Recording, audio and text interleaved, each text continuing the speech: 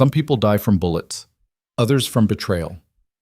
But Evelyn Carter was dying from something far quieter: invisibility. On the coldest New Year's Eve Manhattan had seen in decades, she made a choice that would shatter everything. Stay late for a man who never saw her, or finally choose herself.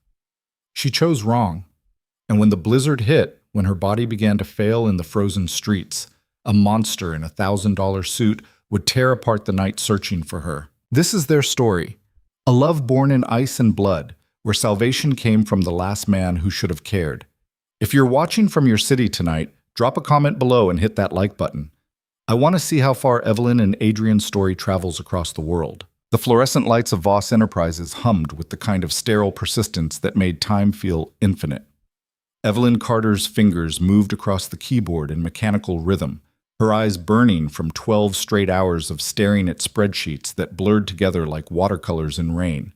Around her, the 54th floor stretched empty and silent, a ghost ship of glass and steel sailing through the Manhattan night. She didn't need to look at the clock to know it was past 11. The city's New Year's Eve celebration had already begun without her, fireworks testing their trajectory across the winter sky, their muffled pops reaching her like distant gunfire. Through the floor-to-ceiling windows, she could see the glittering chaos of Times Square 12 blocks south, a carnival of light and life that might as well have existed on another planet. Evelyn had stopped being invited to planets like that 3 years ago. Just finished the quarterly projections, she whispered to herself, echoing the note Adrian Voss had left on her desk that morning. Not asked, not requested, but stated with the casual certainty of a man who had never heard the word no, and wouldn't recognize it if he did. He needs them first thing in the new year. The truth was simpler and more pathetic. Adrian Voss probably didn't need anything from her tonight. He certainly wasn't thinking about her, as he undoubtedly celebrated somewhere with people who mattered. People who wore designer clothes that fit properly, who knew which fork to use at galas, who understood that power was a language and they were native speakers. People who were visible.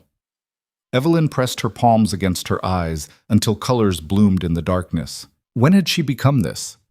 When had she transformed from a woman with dreams and friends and a life into a shadow that existed only in the margins of someone else's empire?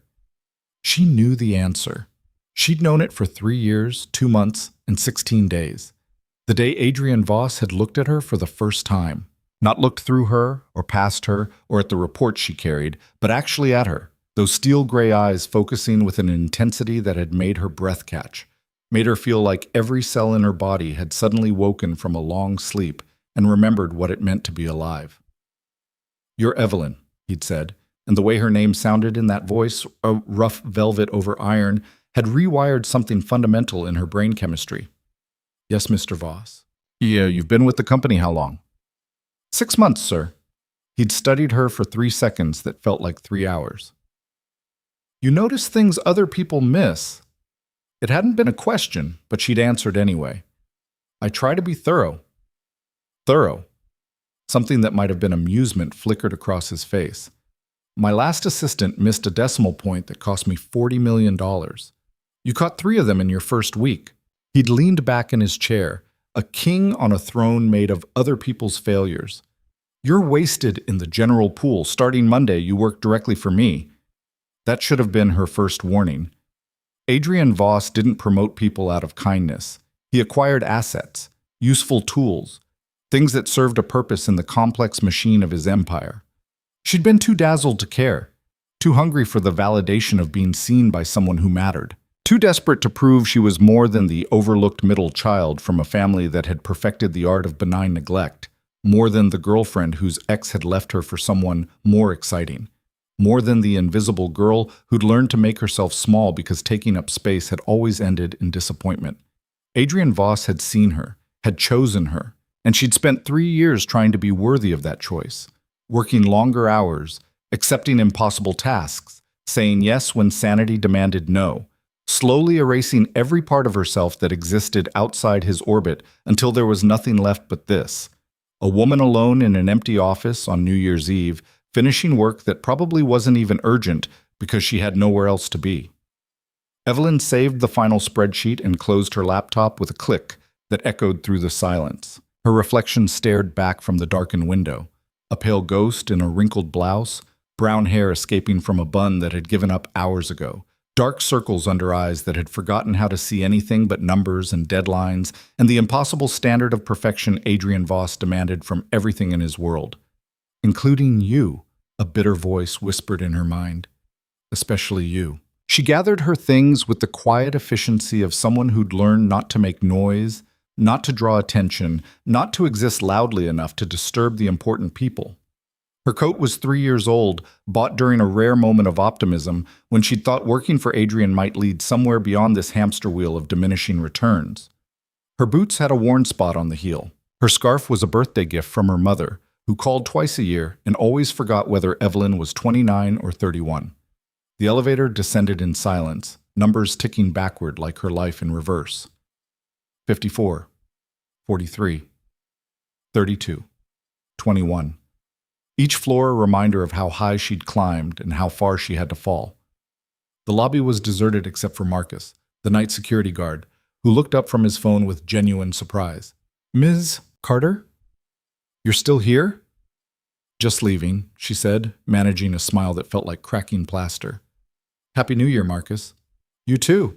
He frowned at the windows, where snow had begun to fall in thick, aggressive flakes. "Weather's getting bad. They're saying this storm's going to be worse than predicted. You got someone picking you up?" The question hit harder than it should have. "I'll catch a cab." "Might want to hurry. They're saying the subways might shut down. And if the cabs can't run..." He shrugged apologetically, as if the weather were his fault. Evelyn nodded and pushed through the revolving doors into a world transformed. The snow that had been a picturesque backdrop through the office windows was a living thing at street level. A swirling, vicious entity that immediately found every gap in her coat, every exposed inch of skin, every vulnerability in her inadequate armor against the elements. The wind didn't blow so much as attack, driving ice crystals into her face with enough force to make her gasp. "Jesus," she breathed, and the word crystallized instantly in the air before being torn away. The street was already disappearing under a white blanket, the usual Manhattan chaos of traffic and noise muffled into an eerie, otherworldly quiet. A few desperate taxis crawled past, their off-duty lights blazing like warnings. A group of people in glittering party clothes shrieked and laughed as they stumbled toward a bar, drunk enough to find the blizzard entertaining rather than threatening. Evelyn pulled out her phone with shaking fingers, the screen immediately collecting snowflakes like a desperate cry for help. The rideshare app showed no available cars. The taxi app timed out. The subway notification flashed red. Severe delays on all lines. Service suspension likely. She stood there, a statue slowly being buried, and felt the first whisper of real fear. Her apartment was 40 blocks north. Walkable on a normal night, but in this? In boots with worn heels and a coat designed for autumn rather than Arctic assault? With visibility dropping to maybe 20 feet and the temperature plummeting towards something that could kill an unprepared person in less than an hour? "You should have left earlier," the voice in her head whispered. "You should have been anywhere but here." But she hadn't been. She'd been proving her worth to a man who wouldn't notice her absence, wouldn't think about whether she made it home safely, wouldn't spare her a single thought as he rang in the new year with people who mattered. Evelyn started walking. The first 10 blocks were merely miserable. Her feet went numb inside her boots.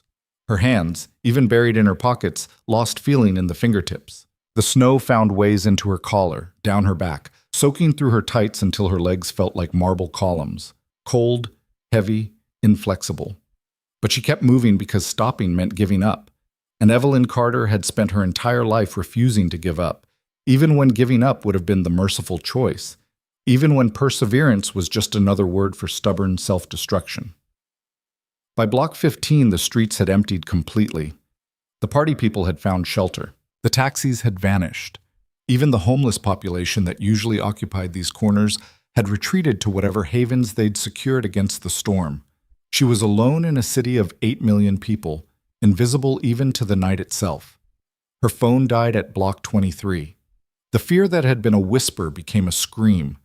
Evelyn stumbled, her numb feet betraying her on a patch of ice hidden beneath the snow. She caught herself against a building, the brick rough even through her gloves, and tried to think through the fog settling over her mind. How long have I been walking? 30 minutes? An hour?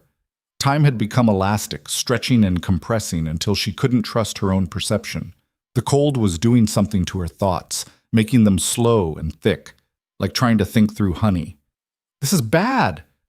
This is really bad. But what choice did she have? She couldn't go back. Voss Enterprises would be locked down. Marcus probably gone by now. She couldn't shelter in a doorway. She'd read the articles about people dying from exposure 20 feet from help because they just stopped moving. She had to keep going, had to reach home, had to survive this stupid, preventable crisis that was entirely her own fault. The wind hit her like a physical blow, and this time when she stumbled, she went down. The snow was surprisingly soft, almost welcoming, like a bed after an exhausting day, inviting her to just rest for a moment, to close her eyes and let the world fade away. No. Evelyn forced herself to her knees, then to her feet, swaying like a drunk. Her coat was soaked through now, worse than useless, an icy shell that was actively stealing what little heat her body still produced. Her teeth chattered so hard she bit her tongue, tasted blood. Move. Just move. One foot in front of the other. Don't think about how far. Don't think about the cold. Don't think about dying alone in the street like you lived, invisible and unimportant. She made it another 3 blocks before her body simply refused to cooperate anymore. This time, when she fell, she didn't get up. The snow continued to fall, indifferent to the woman it was slowly burying. In the distance, the muffled sound of the city's celebration continued. Midnight approaching.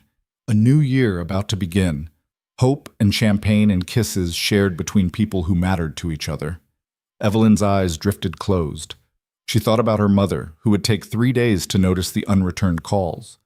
Her father, who taught her that love was conditional and worth was something you had to earn with every breath. Her sister, who'd always been the pretty one, the successful one, the one who knew how to be a person instead of a ghost. She thought about Adrian Voss, whose approval she'd chased like an addict, who'd never asked her to destroy herself for him because he'd never had to. She'd done it voluntarily, eagerly, pathetically. I'm going to die, she realized with a strange, distant calm. I'm going to die, having never been anything but background noise in other people's lives. The darkness crept in from the edges of her vision, warm and gentle and kind in a way the world had never been. And that's when she heard it. A voice cutting through the storm like a blade through silk, rough, desperate, afraid. Evelyn, 12 hours earlier. Adrian Voss had built his empire on the principle that fear was more reliable than loyalty, and both were more useful than love. At 42, he commanded a network of legitimate businesses that generated billions while serving as perfect cover for operations that existed in the profitable shadows between legal and lethal. He was not a good man. He'd stopped pretending to be one around the same time he'd stopped counting bodies. But he was effective, disciplined, controlled. At least he had been until Evelyn Carter walked into his life and shattered every defense he'd spent decades perfecting. Mr. Voss, the contracts from the Meridian deal are ready for your signature. His current meeting droned on, the lawyer's voice a monotonous buzz that Adrian only half heard. His attention kept drifting to the outer office, where Evelyn sat at her desk, her fingers flying across the keyboard with the focused intensity she brought to everything. She had no idea how distracting she was, no concept of how often he found excuses to call her into his office just to hear her voice, to watch the way she chewed her bottom lip when she was thinking, to observe the small crease that appeared between her eyebrows when she was solving a problem. Mr. Voss? Adrian dragged his attention back to the meeting. The Meridian deal is a front for the waterfront acquisition. I don't sign anything until I know the City Planning Commission is properly motivated to see things our way. Of course, Chen is handling the necessary conversations. Translation: bribes, blackmail, or whatever tools Chen deemed appropriate to ensure that the Planning Commission approved construction on property Adrian had secured through methods that wouldn't survive legal scrutiny. This was his world. Power consolidated through intimidation and violence. Wealth built on the backs of people who served as stepping stones. An empire held together by the understanding that crossing Adrian Voss was a mistake no one made twice. He should have felt nothing about it. Guilt was for people who had the luxury of conscience. But lately, watching Evelyn work with that earnest dedication, that belief in the value of doing things right even when no one was watching, Something uncomfortable had begun festering in his chest. "She doesn't know what you are," the voice whispered. "She thinks you're just a ruthless businessman. She has no idea about the bodies. The blood. The empire built on fear." He silenced the voice the way he always did, by reminding himself that Evelyn was his employee, nothing more. That this awareness of her was just a professional appreciation of competence. That the way his chest tightened when she smiled had nothing to do with feelings he'd carved out of himself years ago. The meeting concluded. Adrian signed the contracts he needed to sign, made the threats he needed to make, and dismissed everyone with the casual arrogance of someone who'd never doubted his right to command. Alone in his office, he allowed himself a moment of weakness. He pulled up the security feed from the outer office on his computer, a habit he'd developed 6 months ago and couldn't seem to break. Evelyn was still at her desk, despite the late hour, despite the fact that he'd given her nothing urgent today. She worked because she always worked, because she'd somehow gotten the idea that her worth was measured in hours sacrificed and perfection achieved. "I did that to her," he realized with uncomfortable clarity. "I set that standard. I let her think that anything less than complete devotion was failure." His phone buzzed. Marcus Chen, his head of security and the closest thing Adrian had to a friend, though that word implied a softness their relationship didn't possess. "The weather's getting worse," Chen said without preamble. "The storm they predicted for tomorrow night is coming in early and hard. You should leave soon if you want to make it to the estate." Adrian had a New Year's party to attend, one of those tedious obligations where he had to play the civilized businessman for society types who smiled while calculating his net worth. He'd been planning to skip it, but his publicist had insisted it was necessary for maintaining his legitimate facade. "I'll leave within the hour," Adrian said, his eyes still on Evelyn's image. "Make sure the building is properly secured." "Already on it. Most people left hours ago. Just a few stragglers finishing up." Adrian ended the call and made a decision he'd regret for the rest of his life. He didn't check if Evelyn was one of those stragglers. Didn't stop by her desk to tell her to go home. Didn't think about whether she had a safe way to travel in worsening conditions. He simply left, because acknowledging that he cared about her safety would mean acknowledging that he cared about her, and that was a weakness he couldn't afford. The estate was 40 miles north of the city, a sprawling property that served as both sanctuary and fortress. Adrian made it there just as the snow began to fall in earnest, the party already in full swing with people who laughed too loud and drank too much and didn't matter in any meaningful way. He played his role, smiled at the right moments, made small talk about market trends and philanthropic endeavors, and all the civilized lies that concealed what he really was. And the entire time, something gnawed at him. An unease that grew with each passing hour, each weather update that showed the storm intensifying beyond predictions. Each moment that his mind, unbidden and unwelcome, returned to the image of Evelyn at her desk. "She's fine," he told himself. "She's a grown woman. She doesn't need you to protect her." But the gnawing didn't stop. At 11:30, he found himself in his private office, pulling up the building's security system on his laptop. The feed from the 54th floor showed Evelyn's desk empty, her computer off, no sign of her. Relief warred with something else. Disappointment that she'd already gone, that he couldn't see her even through a camera, that the last image of her for the day was just an empty chair. Then he checked the lobby footage, scrolling back through the evening, and his heart stopped. There, 10:47 p.m., Evelyn walking through the lobby, looking small and tired and unprepared for what waited outside. She spoke briefly to Marcus the guard, then pushed through the doors into a storm that had already transformed the city into something hostile and deadly. Adrian checked the timestamp. That was over an hour ago. He grabbed his phone, pulling up her contact, straight to voicemail. He tried again, same result. The gnawing became teeth, became claws, became a full-blown panic he hadn't felt since he couldn't remember. Maybe never. Maybe not in his entire carefully controlled life had he felt fear like this. Cold and absolute and paralyzing. Chen. He had the phone to his ear without remembering dialing. "I need you to find someone." "Boss, the roads are—" "I don't care about the roads." "Evelyn Carter, my assistant. She left the office over an hour ago. Her phone's off. I need to know if she made it home." A pause. "You want me to check on an employee?" "I want you to find her. Now." Another pause. longer this time. Chen knew Adrian well enough to recognize the tone that meant don't argue, don't question, just act. I'll make calls. But boss, if she's caught in this storm, if she's been out there for over an hour. He didn't finish the sentence. He didn't have to. Adrian was already moving, grabbing his coat, his keys, ignoring the protests of his publicist as he strode toward the garage. Mr. Voss, you can't leave in this weather. Watch me. The Range Rover was equipped for harsh conditions. Four-wheel drive, winter tires, enough weight to handle the snow. But even so, the drive back toward Manhattan was a white-knuckled exercise in controlled terror. The highways were nearly empty. The few vehicles he passed were abandoned or in ditches, and visibility was measured in feet rather than yards. His phone rang. Chen. Her apartment building says she never made it home. Dorman knows her, says she always checks in with him. No sign of her. The fear crystallized into something sharp and cutting. How far is her apartment from the office? About 40 blocks, but Adrian, in these conditions, on foot. She was on foot? No ride apps operating, subways suspended. She would have had to walk. 40 blocks. In a blizzard.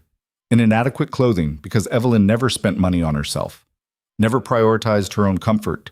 Never seemed to think she deserved basic things like a proper winter coat. Adrian's hands tightened on the steering wheel until his knuckles went white. I'm going back to the office. I'll search the route to her apartment. That's insane. You'll never find one person in this.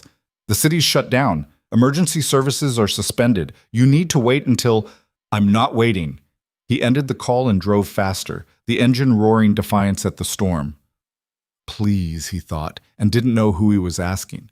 Adrian Voss didn't believe in anything but himself, didn't pray, didn't hope, didn't let himself feel anything that could be used against him. But for Evelyn, for the woman who'd somehow slipped past every defense and made herself essential without him realizing it was happening, he'd begged the universe itself. Please let her be alive. Please let me find her. Please. The office building loomed out of the snow like a monument to his arrogance. He abandoned the Range Rover in the middle of the street and ran for the entrance, his expensive shoes slipping on ice, his coat inadequate against the storm's fury. The lobby was empty. Dark. He used his key card, took the stairs because the elevators felt too slow, reached the 54th floor already knowing what he'd find. Nothing. Empty. No sign that anyone had been there except the ghost of her presence in the coffee cup still sitting on her desk. She was here, working late because I left that note, because I've conditioned her to sacrifice everything for me. The realization hit like a physical blow. This was his fault, all of it. He'd created a dynamic where she felt she had to prove her worth, had to stay late, had to push herself beyond reason because he'd never once told her she was enough exactly as she was. Adrian made it back to the lobby, back out into the storm, and started running. 40 blocks. He'd search every inch, every doorway, every alley, every place a person could fall and be swallowed by snow. The wind tried to push him back, the snow tried to blind him, the cold tried to stop him. He ignored it all. Evelyn! His voice tore from his throat, raw and desperate. Evelyn! Nothing but the wind's howl in response. Block after block, his fear grew into something monstrous. He passed huddled shapes that might have been homeless people or piles of trash. Saw abandoned cars and closed businesses, and a city that had given up trying to fight the elements. 20 blocks from the office, he found her scarf. It was caught on a street sign, the birthday gift from her mother that she'd mentioned once in passing, distinctive enough that he recognized it immediately. His hand shook as he pulled it free, the fabric frozen stiff. Evelyn! Louder now, more desperate. Evelyn, where are you? Block 23. He almost missed her. She was just a shape in the snow, a barely perceptible mound against a building's wall. If he'd been in a car, if he'd been moving faster, if the angle had been different, he would have walked right past. But something, instinct or desperation or the universe finally showing mercy, made him look twice. No. The word came out broken. No, no, no. Adrian dropped to his knees beside her, his hands finding her face beneath the snow. Her skin was ice, her lips were blue, her eyes were closed. For one infinite, terrible moment, he thought he was too late. Then she took a breath. Shallow. Barely there. but a breath. Relief hit him so hard he couldn't breathe himself. Evelyn. Evelyn, I've got you. Open your eyes. Nothing. He stripped off his coat and wrapped it around her, knowing it was inadequate, knowing she needed heat and shelter and medical attention, knowing that time was measured in minutes now, and he had to move fast. Adrian Voss had carried broken bodies before, had disposed of people who'd crossed him, had lifted corpses into trunks and shallow graves in places they'd never be found. But lifting Evelyn felt different, sacred, terrifying. She was so light, so fragile, so utterly vulnerable in a way that made every instinct scream at him to protect, to save, to do whatever it took to keep her breathing. He held her against his chest and ran. The Range Rover was where he'd left it, already half buried. He got Evelyn into the passenger seat, cranked the heat to maximum, and started driving. "Stay with me," he commanded, his voice harsh because if he softened it even slightly, it would break. "That's an order, Evelyn. You don't get to die. Not tonight. Not ever." Her head lolled against the seat. Her breathing remained shallow. But she was breathing. He couldn't take her to a hospital. Too many questions, too much attention, too much risk that someone would connect the dots and realize that Adrian Voss cared about someone, that he had a weakness that could be exploited.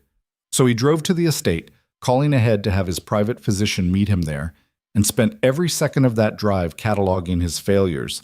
He'd failed to see her as more than an employee until it was nearly too late, failed to protect her from his own impossible standards, failed to tell her that she mattered, that she was seen, that she'd become essential in ways that had nothing to do with quarterly reports and everything to do with the way she made him feel human again. Adrian Voss had built an empire on ruthlessness and fear.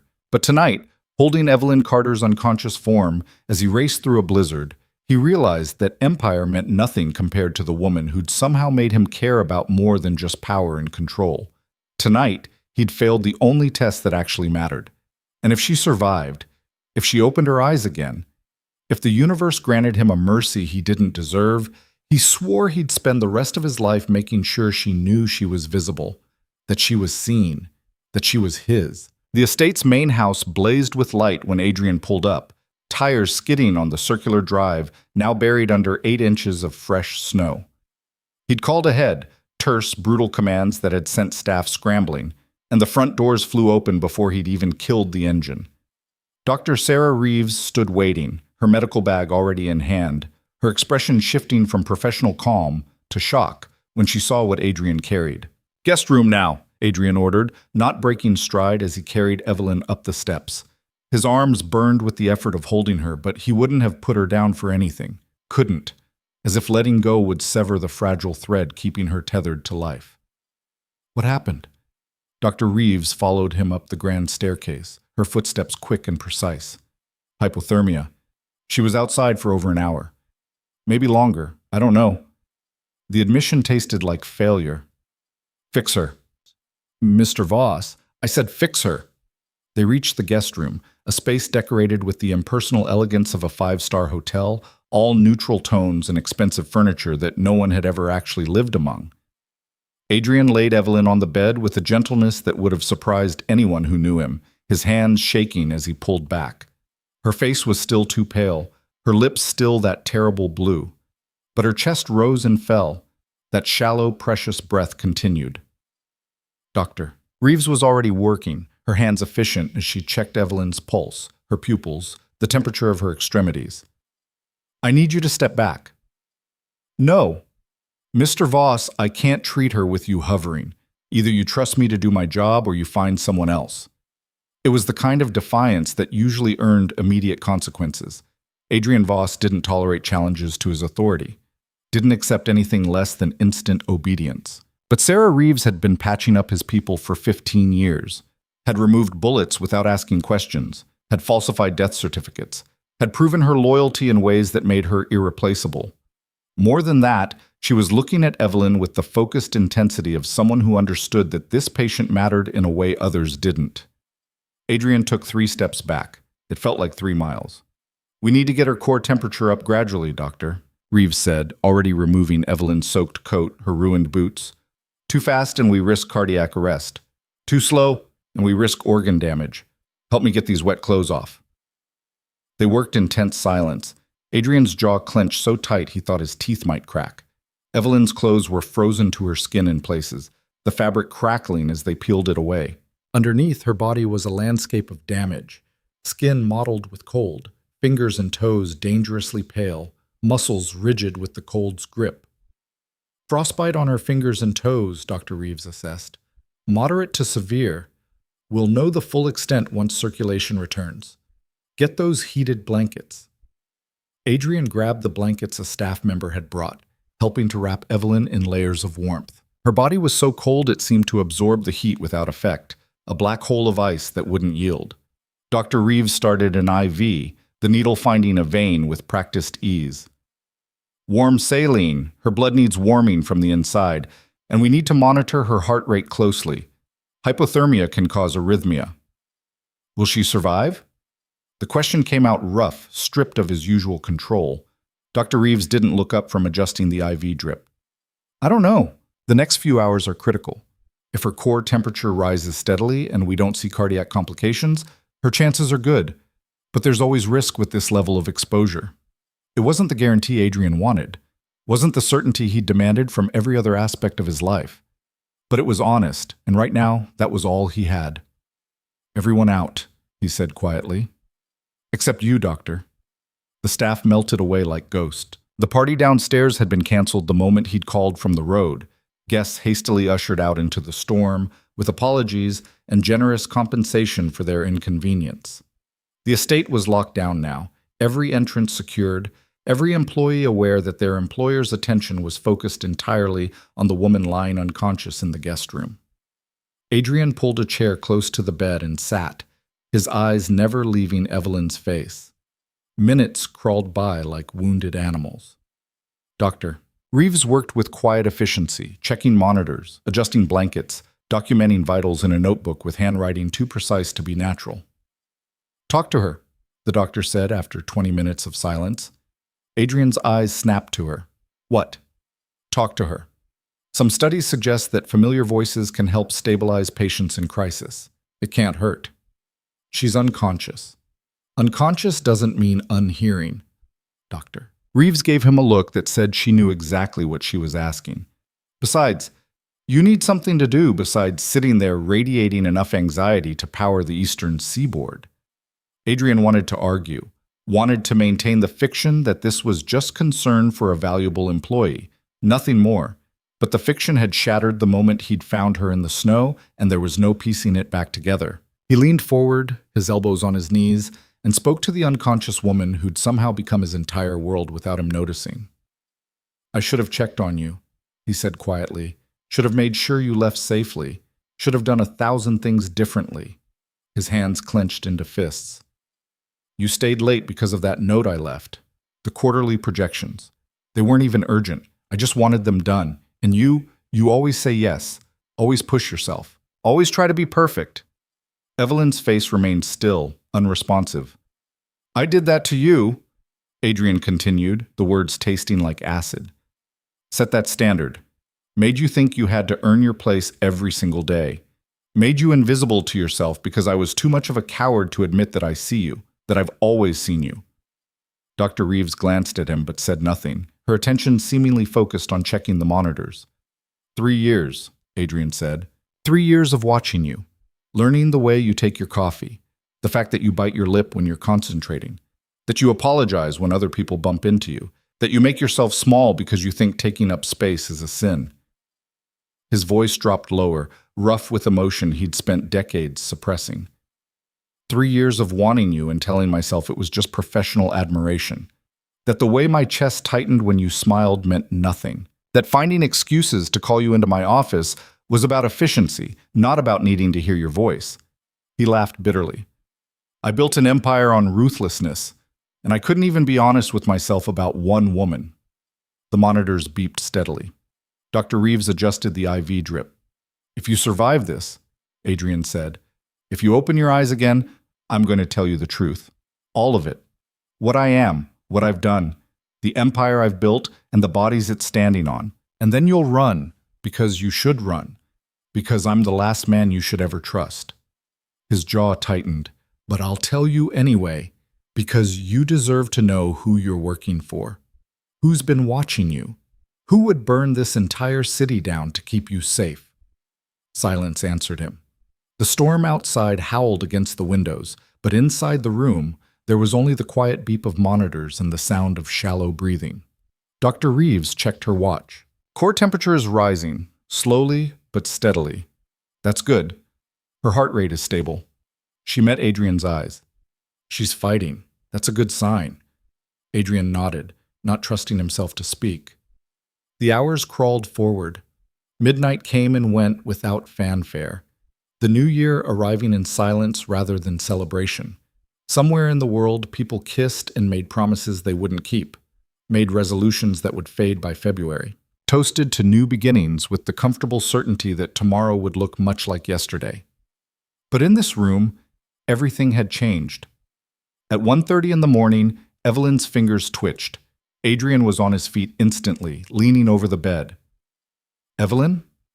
Her eyelids fluttered but didn't open. Her breathing hitched, then steadied. That's normal, Dr. Reeves said, though her attention had sharpened. As her body warms, motor function returns. She might show signs of consciousness soon. How soon? Could be minutes, could be hours. Everyone responds differently to trauma. It was 17 minutes. Adrian had counted every second, his eyes locked on Evelyn's face, watching for any change, any sign that she was clawing her way back from the edge. When her eyes finally opened, they were unfocused at first, pupils dilated, gaze wandering across the ceiling without comprehension. Then they found him. Adrian? Her voice was barely a whisper, rough and confused. The sound of his name in that voice hit him like a physical blow. He'd heard her call him Mr. Voss 1,000 times, always professional, always maintaining that careful distance. But this was different, intimate, like she'd forgotten the walls between them. I'm here. He took her hand carefully, mindful of the frostbite damage. You're safe. You're at my estate. Confusion flickered across her face. The snow. I tried to make it home. I know. His thumb brushed across her knuckles, the gentlest touch he could manage. You collapsed. I found you. She blinked slowly, trying to piece together information through what was clearly a fog of pain and medication. You came looking for me? Yes. Why? The question was so genuinely confused it nearly broke him. Dr. Reeves cleared her throat diplomatically. I'm going to step outside, give you two some privacy. Call if there are any changes. She left before Adrian could protest, the door clicking shut with quiet finality. Adrian looked down at Evelyn, at this woman who'd nearly died and couldn't understand why he'd care enough to save her, and felt something crack open in his chest. Because you matter, he said simply. Because the thought of you dying in the snow made me realize I've been lying to myself for 3 years. Because I see you, Evelyn. I've always seen you. Her eyes widened, pain and confusion giving way to something more complex. I don't understand. I know. He pulled the chair closer, still holding her hand. And I don't expect you to, not right now. You nearly froze to death. You're on pain medication. This isn't the time for confessions that will complicate everything. Then why say anything? Good question. The Adrian from yesterday would have maintained the lie, would have played the concerned employer, would have kept every feeling locked behind walls of control and denial. But the Adrian who'd run through a blizzard screaming her name couldn't go back to pretending. Because I almost lost you, he said quietly. And if tonight taught me anything, it's that lies of omission are still lies. You deserve better than my carefully maintained fiction. Evelyn's brow furrowed. What fiction? That you're just my assistant, that my interest in you is purely professional, that I haven't spent 3 years watching you and wanting you and telling myself it was nothing. The words hung in the air between them, impossible to take back. Evelyn stared at him, her expression cycling through disbelief, confusion, and something that might have been hope, if hope weren't such a dangerous thing. You want me? She said it like she was testing the words, trying to understand a language she'd never heard before. Yes. But you've never even looked at me like... She trailed off, shaking her head slightly. I'm nobody. I'm the assistant who stays late and says yes and never causes problems. I'm invisible. You're not invisible. The words came out harder than he intended. You've never been invisible. You're brilliant and dedicated and so goddamn determined to prove your worth to people who should have told you from day one that you're already enough. His hand tightened on hers, including me. Especially me. Tears welled in her eyes, spilling over before she could stop them. I don't understand. Why didn't you say something? Why let me think I was just background noise? Because I'm a coward, Adrian said bluntly. Because admitting I care about you means admitting I have a weakness. And in my world, weaknesses get exploited. People I care about become targets. Your world? The question was sharp despite her weakened state. And there it was. The moment of truth. The confession that would either bind them together or shatter whatever fragile thing had formed in this room. Adrian stood, releasing her hand, and walked to the window. Outside, the storm still raged, though with less fury than before. The sky was beginning to lighten, not sunrise yet, but the promise of it. A new year, a new beginning, or an ending. I'm not who you think I am, he said to the glass. The legitimate businesses you work for. They're real, but they're also cover. Beneath them is an empire built on things that would put me in prison if anyone could prove them. Smuggling, extortion, enforcement. He paused. Murder, when necessary. The silence behind him was absolute. I'm a criminal, Evelyn.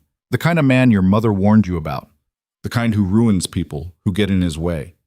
He turned to face her, forcing himself to meet her eyes. And you've been working for me, trusting me, never knowing what I really am.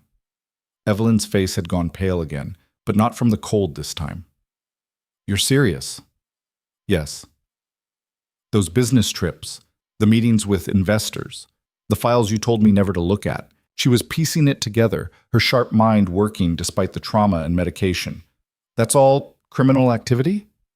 Yes. And the people who work for you, Marcus Chen, Dr. Reeves, they're aware, complicit. Choose your terminology. She closed her eyes, her breath shaky. When she opened them again, they held something Adrian couldn't quite read. How many people have you killed? Directly? 4? Indirectly? He shrugged. I stopped counting. And you're telling me this why? To scare me? To make me run? To be honest with you, for the first time since we met. He moved back to the bed, sitting on the edge carefully. You asked why I came looking for you. Why I care. You deserve to know who's doing the caring, what it means to be seen by someone like me.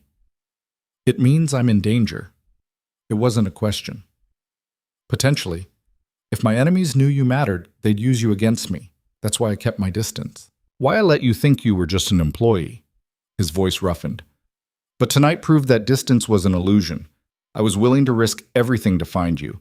And now anyone paying attention knows that Evelyn Carter matters to Adrian Voss. Evelyn was quiet for a long moment, her eyes searching his face for something he wasn't sure he had to give. What happens now? That depends on you. Adrian forced himself to be still, to not reach for her, to let her make this choice without his influence. You can walk away. I'll make sure you're compensated generously, set you up with a new job, a new city if you want. You'll never have to see me again. Or you stay. You learn what my empire really is. You decide whether you can live with what I am. He paused. And I pursue what I've wanted for 3 years. Which is? You. The word hung between them, loaded with promise and threat in equal measure. Evelyn's hand lifted to touch her face, wincing as she discovered the damage the cold had done. I almost died tonight. I know. Because I stayed late to finish work that wasn't even urgent. Because I've spent 3 years making myself small and invisible and desperately trying to matter to you. Her voice cracked. And you're telling me I already mattered? That you wanted me but were too afraid to say anything? Yes. That's... She laughed, the sound bitter and broken. That's the most selfish thing I've ever heard. Adrian didn't flinch. I know. You let me think I was nothing. Let me sacrifice everything for approval you were never going to give. Let me nearly freeze to death because you couldn't be bothered to check if I got home safely. Tears streamed down her face now. And now you want me to what? Forgive you? Jump into your arms? Accept that you're a criminal and be okay with it? No. His voice was quiet. I don't expect forgiveness. I don't expect anything. I'm just telling you the truth because you deserve it. What you do with that truth is your choice. Evelyn turned her face away, her shoulders shaking. Adrian wanted to reach for her, to comfort her, to make promises he wasn't sure he could keep, but he stayed still, letting her process, letting her feel everything she needed to feel. When she finally looked back at him, her eyes were red but clear. I need time, she said. Time to think. Time to figure out who I am outside of being your assistant.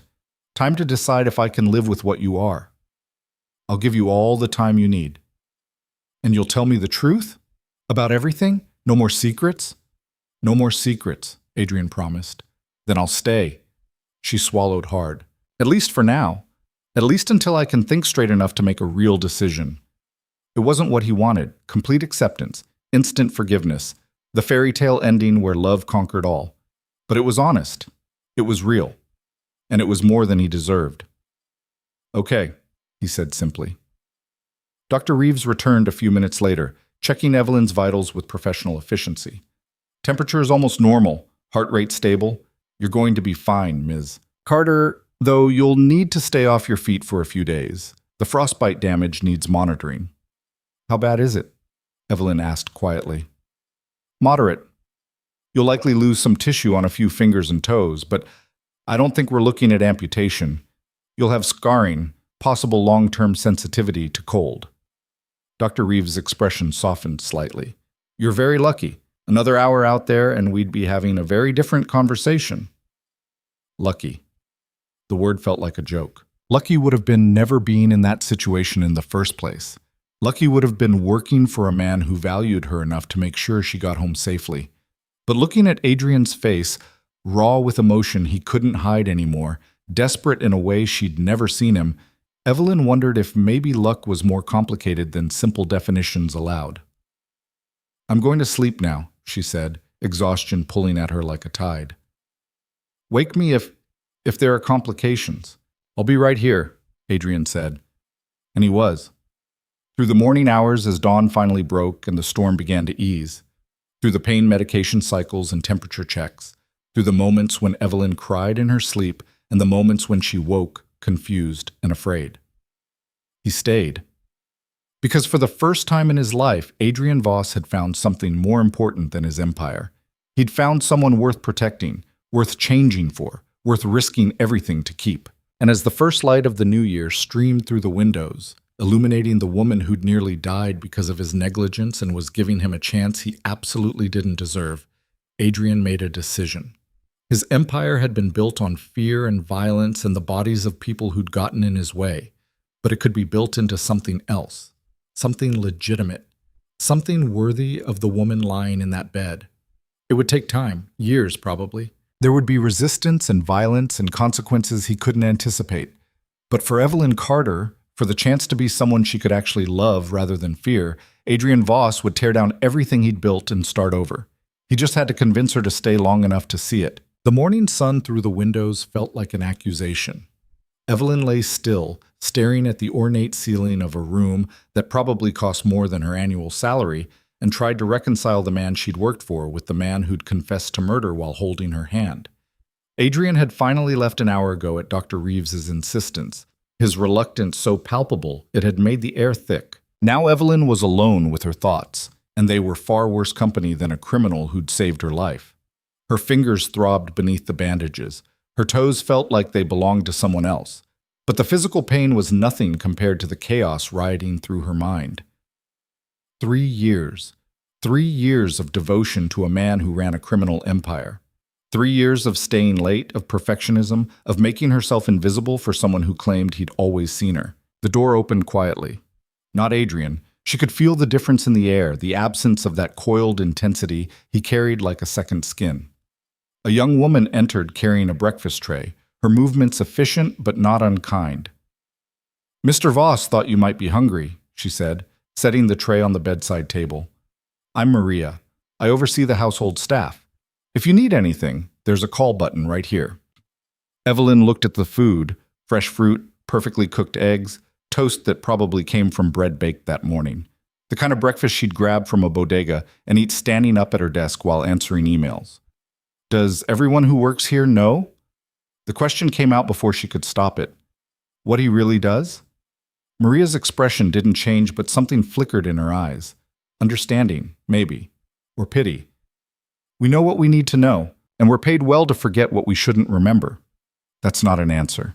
No, Maria agreed, but it's the only one I can give you. She moved toward the door, then paused. For what it's worth, I've worked for Mr. Voss for 8 years. I've seen him angry. I've seen him ruthless. I've seen him do things that would give you nightmares. She met Evelyn's eyes directly. I've never seen him afraid until last night. Never seen him fall apart the way he did when Dr. Reeves was working on you. Whatever he is, whatever he's done, what he feels for you is real. She left before Evelyn could respond, the door closing with a soft click that sounded like finality. Evelyn picked at the food, her appetite non-existent but her body needing fuel. Each bite felt like swallowing stones. Each swallow reminded her that she was alive because a criminal had run into a blizzard to find her. The thought should have been terrifying, should have sent her running the moment she could walk. Instead, it tangled with memories of the raw emotion in Adrian's voice, the desperate grip of his hand, the way he'd looked at her like she was the only thing in the world that mattered.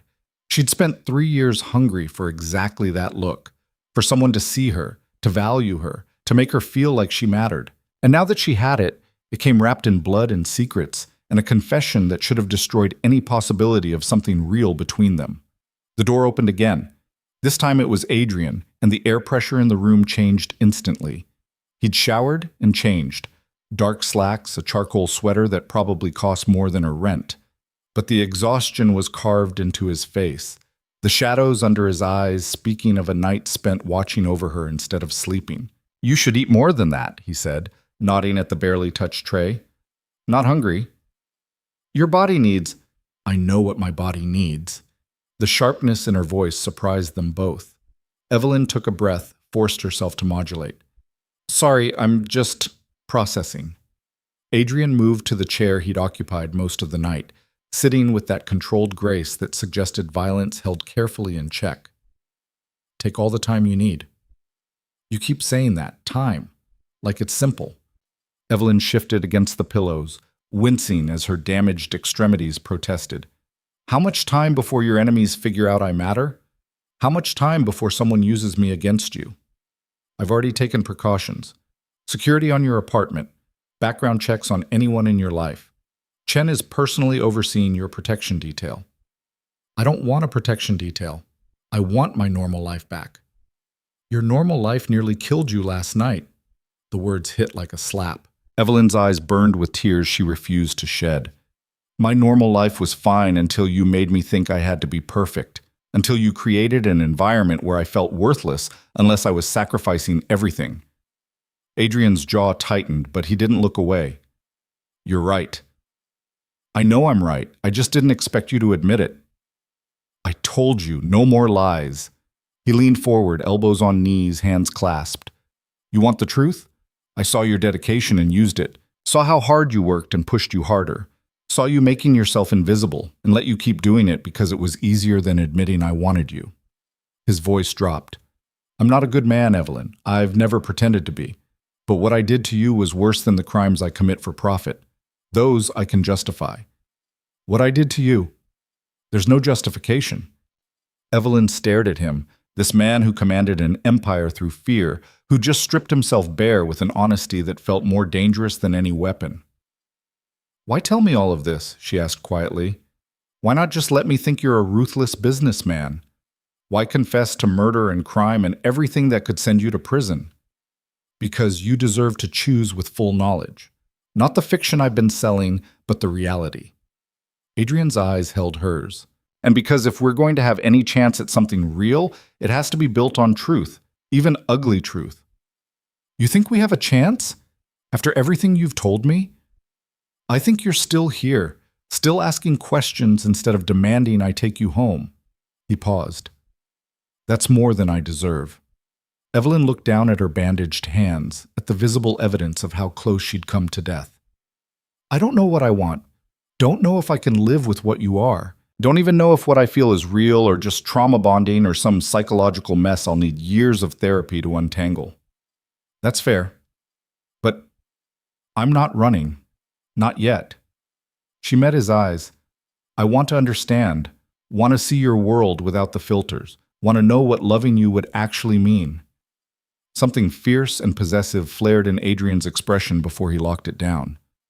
Loving me would mean danger, would mean living with secrets, would mean accepting that I've done terrible things and will probably do more before this is over. What is this? What are you trying to do? Adrian stood, moving to the window, his back to her as he spoke. For 20 years, I've built an empire on fear and violence. It's efficient, profitable, and it's made me into someone who doesn't flinch at things that should keep me awake at night. He turned to face her. But last night, carrying you through that storm, I realized that empire means nothing if I lose the one person who makes me feel human. So what? You're going to give it all up? Become a saint? Evelyn couldn't keep the skepticism from her voice. No, I'm going to transform it. Slowly, carefully. The legitimate businesses are already profitable. They don't need the criminal operations propping them up. I can phase out the illegal activities, clean up the money, rebuild everything on a foundation that won't put you in danger or force you to live in moral compromise. That's not possible. You can't just walk away from organized crime. Your enemies won't let you. Your own people won't let you. I know. Adrian's voice was flat, accepting. It's going to be ugly. People will resist. Some will try to take over. Some will try to kill me for showing weakness. He moved back to the bed, sitting on the edge carefully. But I'm willing to risk it. For you. For the chance at something that isn't built on blood. Evelyn's breath caught. You're serious? Completely. Why? Why would you risk everything for someone you barely know? I know you. The certainty in his voice was absolute. I know you take your coffee with too much cream and not enough sugar. I know you apologize to furniture when you bump into it. I know you have a scar on your left wrist from a childhood accident and you fidget with it when you're nervous. I know you're loyal to a fault and brilliant in ways you don't recognize and so goddamn determined to prove your worth, it breaks my heart. His hand covered hers gently, mindful of the bandages. I've spent 3 years learning you. The only thing I don't know is whether you can forgive me enough to let me love you the way you deserve. His tears spilled over before Evelyn could stop them. This is insane. You're a criminal. I'm nobody. This doesn't work in real life. Nothing about my life is normal. Why should this be? She laughed, the sound wet and broken. You're impossible. Yes. Adrian's thumb brushed across her knuckles. But I'm also yours. If you'll have me. The offer hung between them, weighted with everything unspoken. Evelyn looked at this man who'd confessed to murder, who'd saved her life, who was offering to dismantle an empire for the chance at something real. She should say no, should run, should protect herself from the inevitable heartbreak of loving someone whose world operated by rules she'd never understand. But she'd spent 3 years invisible, 3 years safe, 3 years protecting herself from risk, and ending up with nothing but loneliness and frostbite to show for it. I need to see it, she said finally. Your world. Not the sanitized version, the real thing. I need to understand what I'd be accepting before I can make any decisions. Adrian's expression shifted. Surprise, then something darker. You want to see the empire? Yes. Evelyn, some things can't be unseen. Once you know the details, once you understand the scope of what I do, there's no going back to comfortable ignorance. Good. I don't want ignorance. I want truth. She squeezed his hand as much as her damaged fingers allowed. You said no more lies. Prove it. Show me everything. For a long moment, Adrian studied her face, searching for something. Then he nodded slowly. Okay, but not today. Today you rest. Let your body heal. And I'll prepare you for what you're about to learn. Prepare me how?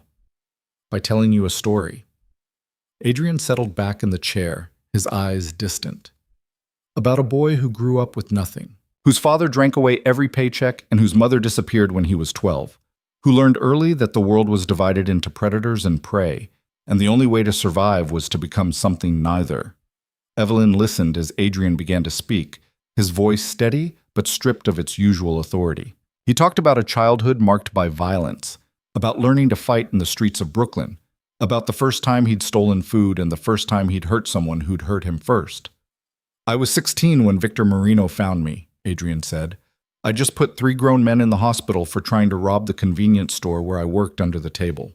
Victor saw potential in that violence, took me in, taught me how to channel rage into power, how to build loyalty through fear, how to turn brutality into profit. You worked for him for 8 years.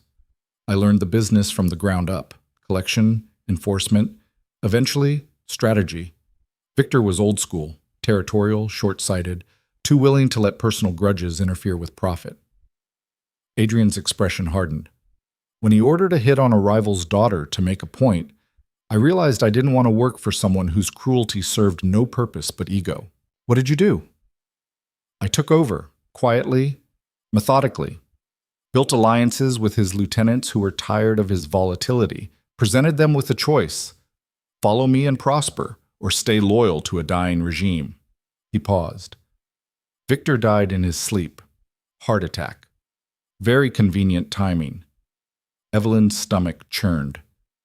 "Did you?" "Yes. One word. No justification, no excuse, just the flat acknowledgement of murder delivered with the same tone someone might use to discuss the weather. He would have killed me if I'd challenged him openly," Adrian continued. "Would have killed everyone who sided with me. So I made it quick, painless. More mercy than he'd shown countless others." His eyes refocused on her. "That was the first time I killed someone directly. The first time I crossed that line. And once you cross it, there's no going back." "The other 3? Evelyn asked, not sure if she wanted to know but unable to stop herself. "A lieutenant who tried to betray me to the feds. A rival who kidnapped one of my people and sent her back in pieces. And a man who sold children." Adrian's voice went cold on the last one. "That one I didn't make painless." The room fell silent except for the distant sounds of the estate waking fully, staff moving through halls, the house settling into its daily rhythms. Normal sounds in a world that felt anything but normal. "You're not shocked," Adrian observed. "I'm terrified," Evelyn corrected, "but not shocked. You told me what you were. I'm just processing what that actually means. It means I've built an empire on other people's suffering. It means I make decisions that end lives and rationalize it as business. It means I'm exactly the kind of man your mother would lock the doors against. My mother married a man who criticized her cooking for 30 years and never once told her she was beautiful," Evelyn said quietly. "Her judgment isn't exactly the gold standard." Adrian's lips twitched despite the gravity of the conversation. "Fair point. Tell me about the rest. The empire you're planning to dismantle." So he did. Over the next hour, Adrian laid out the structure of his operations with the clinical precision of a business presentation. The legitimate companies that laundered money. The smuggling routes that brought in everything from electronics to pharmaceuticals.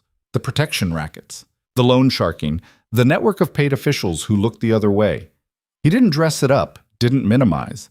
Simply presented the facts of an empire built on systematic exploitation and violence. "The legitimate businesses are actually legitimate," he said. "The real estate holdings, the investment firm, the tech companies, they turn real profit without criminal activity. But they were seeded with dirty money, and they provide cover for the operations that aren't legal.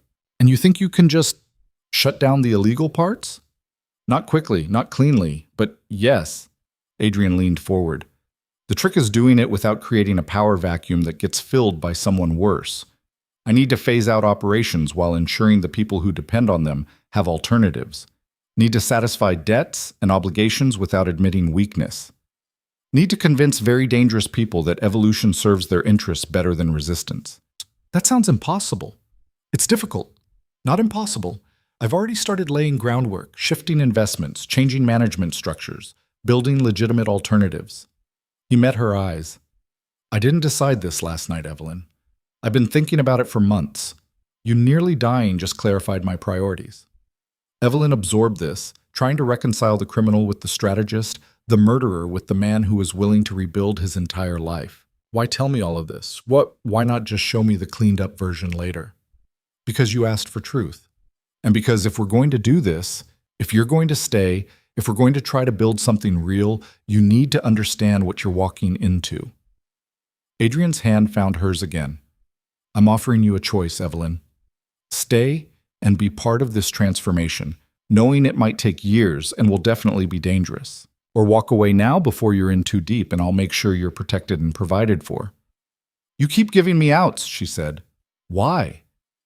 Because I don't want you trapped. Don't want you staying out of fear or obligation or some misguided sense that you owe me for saving your life. His voice roughened.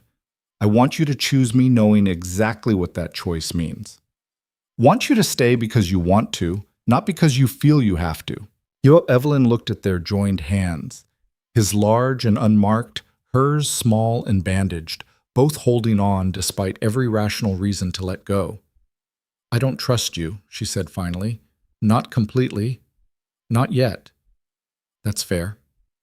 And I don't know if I can love someone who's done what you've done. Don't know if I can live with the knowledge of where your money came from or what you've ordered other people to do. Also fair. But I want to try. The words came out soft but certain. I want to see if this impossible thing between us can actually work. Want to see if you can really become someone different. Want to understand my own feelings without the filter of 3 years of thinking I was invisible. Adrian's eyes closed briefly, something like relief washing over his features. Okay, but I have conditions. His eyes opened. Name them. No more secrets. If something happens in your world that affects me, I get to know. No protecting me with ignorance. Done. I'm not your employee anymore. I'm your equal. That means I get a voice in decisions that affect us both. Done. And if at any point I decide I can't handle this, if I want out, you let me go. No guilt trips, no manipulation, no making it difficult. Adrian hesitated on this one, and Evelyn saw the cost of agreeing written across his face. But finally, he nodded. Done. Say it, she pressed. Promise me. I promise that if you want to leave, I'll let you go. The words sounded like they were being dragged from somewhere deep and painful. I won't like it, won't want it, but I'll respect your choice. Evelyn searched his face for any sign of deception, any hint that this was another manipulation. She found only raw honesty and the kind of vulnerability that men like Adrian Voss probably showed once in a lifetime. Okay, she said, then show me. Show me your world. All of it. Not today, Adrian said firmly. Today you rest. Doctor's orders and mine. Tomorrow then. Tomorrow. He stood, then leaned down to press a kiss to her forehead, chaste, gentle, nothing like the intensity she'd expected. Rest, Evelyn. Build your strength. You're going to need it. He left her then, and Evelyn lay back against the pillows, her mind spinning with everything she'd learned. She'd agreed to something insane, had committed to exploring a relationship with a man who'd admitted to murder, who ran a criminal empire, who was promising to change in ways that would take years if they were even possible. It was reckless, dangerous, completely contrary to every safe, careful choice she'd made in her life. But lying there in a room that cost a fortune, her body damaged from nearly freezing to death while trying to prove her worth to a man who'd always seen her, Evelyn realized that safe choices had gotten her nowhere, had left her invisible and alone and desperate for something that felt real. Adrian Voss was a lot of terrible things, but he was real. His feelings were real. His promise to change was real. And for the first time in 3 years, Evelyn felt like she might be real too. Not a shadow or a ghost or background noise, but an actual person with agency and choice and the power to demand better. She closed her eyes and let exhaustion pull her under, dreams filled with snow and steel-gray eyes and the terrifying, exhilarating possibility of being truly seen. 3 days later, Evelyn stood in front of the mirror in the guest room, examining the woman staring back at her. The frostbite damage on her fingers and toes had begun the slow process of healing, though Dr. Reeves had warned the scars would be permanent. Small prices, she'd said, for surviving what should have killed her. But the physical scars weren't what kept Evelyn awake at night. It was the invisible ones, the realization that she'd been so desperate for validation that she'd almost died for it, that she'd made herself so small she'd disappeared even from her own life. You ready? Adrian's voice came from the doorway. He'd been careful these past days, giving her space while remaining close enough that she never felt abandoned. It was a delicate balance, and somehow he'd managed it without making her feel smothered or neglected. Evelyn turned to face him. He wore his usual expensive armor, tailored suit, crisp shirt, the kind of clothes that announced power before he even spoke. But there was tension in his shoulders that hadn't been there before, a wariness in his eyes that told her today mattered. "As ready as I'll ever be," she said. Today was the day Adrian would show her his empire, the real one. Not the sanitized business presentations and quarterly reports she'd worked on for 3 years, but the machinery beneath, the blood and leverage and fear that made it all run. The drive into the city was quiet, the snow-covered landscape passing in a blur outside the Range Rover's windows. Marcus Chen was driving, his presence a reminder that even this simple trip required security Adrian hadn't needed before. Or maybe he had needed it, and she'd just been too blind to notice. "Where are we going?" Evelyn asked as they entered Manhattan. "Warehouse District, one of my legitimate operations that isn't entirely legitimate." Adrian's tone was matter-of-fact. "Import-export business. On paper, we move electronics and textiles. In reality, about 40% of what comes through those doors shouldn't be there." "Smuggling." "Yes."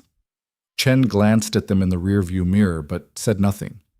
Evelyn wondered what he thought of this, his boss exposing operational details to someone who'd been just an assistant days ago. If he had opinions, his face didn't show them. The warehouse was a sprawling concrete structure that looked exactly like 100 others lining the waterfront. Nothing distinguished it except the security cameras positioned at strategic intervals and the men who watched their approach with the kind of awareness that suggested military training. "Stay close to me," Adrian said as they got out. "Everyone here knows who I am. As of this morning, they also know who you are and that you're off limits. But old habits die hard, and some of these men aren't good with change." It wasn't exactly comforting, but Evelyn appreciated the honesty.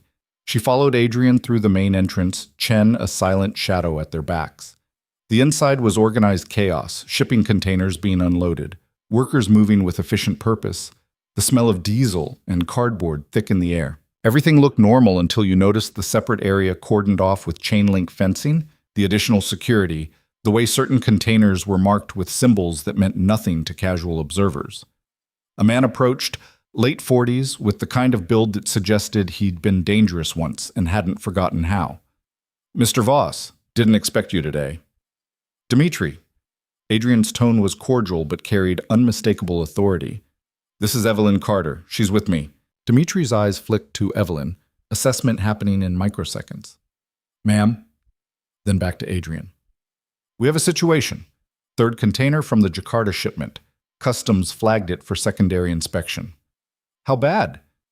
"Could be routine. Could be someone got paid to look closer. Chen's contact at the port is trying to determine which." Adrian nodded slowly. "Pull everything from that shipment. Route it through the Providence facility until we know what we're dealing with." "That'll cost us 3 days and the penalty fees. Better than losing the entire operation because we got sloppy." Adrian's voice hardened. "And find out who packed that container. If someone's cutting corners to save time, they need to understand why procedures exist." The underlying threat in those words made Evelyn's stomach tighten. This was Adrian in his element, commanding, cold, making decisions that probably involved people getting hurt for mistakes. Dmitri nodded and disappeared into the warehouse. Adrian turned to Evelyn, reading her expression with uncomfortable accuracy. "You want to ask something? What happens to whoever packed that container?"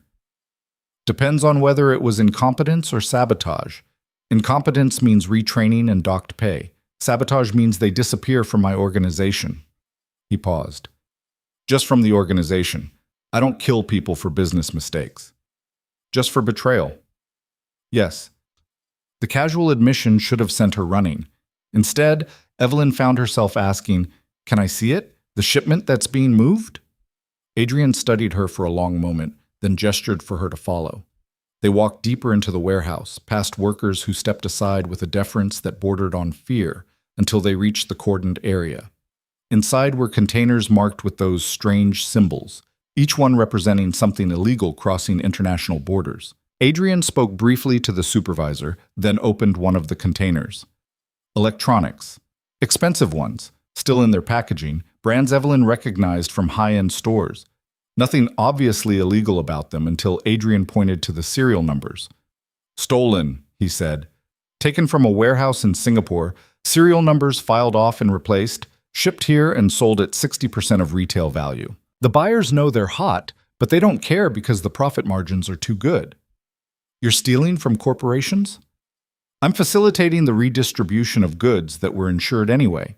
The corporations get their insurance payout. My buyers get discounted products. Everyone wins except the insurance companies, and they're not exactly sympathetic victims. It was rationalization, and they both knew it. But Evelyn had to admit it wasn't the violent criminality she'd braced herself for. What else comes through here? Pharmaceuticals, not drugs. Actual medications that cost a fortune in the States but are pennies to manufacture overseas. We bring them in, sell them to clinics that serve uninsured populations. Adrian's tone was neutral. Illegal as hell, but I sleep fine knowing diabetics can afford insulin. Evelyn's mind reeled. You're a criminal, Robin Hood? I'm a criminal who's not an idiot. Moving stolen electronics and gray market medication carries risk, but it's manageable. It builds goodwill in communities that might otherwise cause problems, and it's profitable without being unconscionable. He closed the container. The uglier operations, the ones I'm shutting down, don't happen here. Where do they happen? Different locations, different personnel. Compartmentalized, so if one operation falls, it doesn't bring down everything else. Adrian started walking back toward the entrance. I'll show you one, but not today. Today you've seen enough. Evelyn wanted to argue, to insist on seeing everything at once, ripping the bandage off completely. But the tension in Adrian's shoulders, the careful way he was managing this exposure, told her he was giving her what he thought she could handle. Back in the car, Chen drove them to a restaurant in Midtown, the kind of place where power brokers made deals over expensive meals and the staff knew never to interrupt important conversations. Adrian led her to a private room in the back, where a man waited. Late 50s, silver hair, expensive suit that somehow looked wrong on him, like he was playing dress-up in someone else's life. Evelyn, this is James Horvath. He's a city planning commissioner. Adrian's tone was pleasant, but Evelyn heard the edge beneath. James, Evelyn Carter. She's learning about my business interests. Horvath's eyes widened slightly. All of them? All of them. The commissioner shifted uncomfortably, clearly not expecting an audience. Mr. Voss, if this is a bad time, it's fine. Evelyn understands confidentiality. Adrian sat, gesturing for Evelyn to do the same. You have the variance approvals? Horvath pulled papers from his briefcase with shaking hands. Everything you requested. The waterfront development is approved for commercial and residential. The environmental concerns were addressed. Addressed how? The reports were amended. The contamination levels are still above safe limits, but the documentation now shows they're within acceptable parameters. Horvath wouldn't meet Adrian's eyes. It wasn't easy. The original inspector had to be convinced to revise his findings. Convinced, Adrian repeated. That's a polite word. How much did it cost? $50,000, plus a guarantee that his daughter's college applications would receive favorable consideration at certain private institutions. Evelyn's hands clenched in her lap. This was it. The corruption, the buying of officials, the manipulation of public safety for profit. This was what funded the empire Adrian was promising to dismantle. And the zoning for the Brooklyn project? Adrian continued. Approved. The residential restrictions were waived. You can build commercial on that site despite the neighborhood complaints. Horvath finally looked up. Mr. Voss, the community is organizing. There's talk of lawsuits, media attention. This could get messy. Then handle it. That's what you're paid for. Adrian's voice went cold. Or should I find someone who can? The threat was implicit but clear. Horvath paled. No. No, I'll handle it. The community leaders can be reasoned with, or persuaded. Good. Chen will deliver your payment. Adrian stood, effectively ending the meeting. And James? Don't amend any more environmental reports. If a site is contaminated, I want to know. I don't profit from poisoning neighborhoods. The contradiction made Evelyn's head spin. Adrian was bribing officials and crushing community opposition, but drew the line at actual environmental damage? After Horvath left, practically fleeing the room, Evelyn finally spoke. You threatened a city official into approving projects he knows are wrong for those communities. Yes, but you won't falsify environmental reports. No. That doesn't make sense. You're still doing terrible things, still corrupting the system. Adrian poured wine from the bottle that had been waiting on the table. I never claimed to be consistent. I told you what I am. A criminal with boundaries, but still a criminal. Why show me this? Why not just show me the Robin Hood parts and hide the rest? Because you asked for truth. This is truth. He met her eyes across the table. I bribe officials. I manipulate systems. I use fear and leverage to get what I want. And yes, sometimes communities suffer because I prioritize profit over their concerns. He paused. I'm not asking you to approve. I'm showing you what you'd be accepting if you stay. Evelyn picked up her wine glass, buying time to think. Everything she'd seen today contradicted itself. Stolen goods sold for profit, but medications provided to the uninsured. Officials corrupted, but environmental protections maintained. A man who admitted to murder but drew arbitrary lines he refused to cross. Tell me about the operations you're shutting down, she said. The ones worse than this. Adrian's expression darkened. Protection rackets mostly. Small businesses paying for safety from threats I created. It's effective and profitable, but it's also grinding people down. Taking money from shop owners who can barely afford it, making them afraid in their own neighborhoods. His jaw tightened. That's the part I can't justify.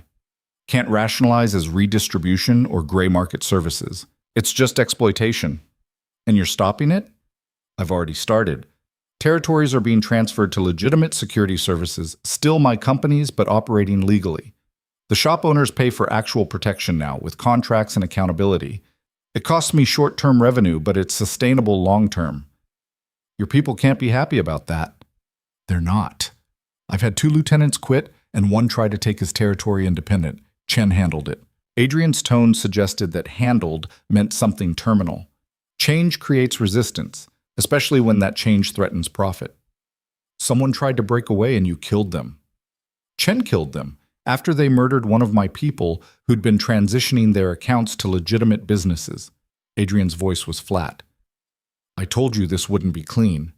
Evelyn set down her wine, her appetite gone. How many more? How many more people die while you're transforming your empire? I don't know.